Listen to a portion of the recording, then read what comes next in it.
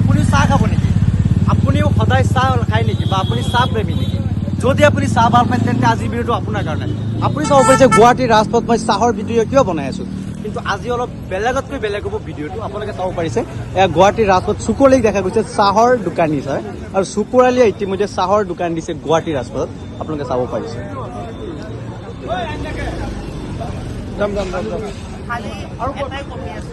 চাহ খাই আপুনিও ভাল পায় নেকি? যদি ভাল পায় তেন্তে আহি যাওক চুকুৰআলিৰ দোকানলৈ। আজি বেলেগতকৈ বেলেগ হ'ব আজিৰ ভিডিঅ'টো, তো চাই থাকক।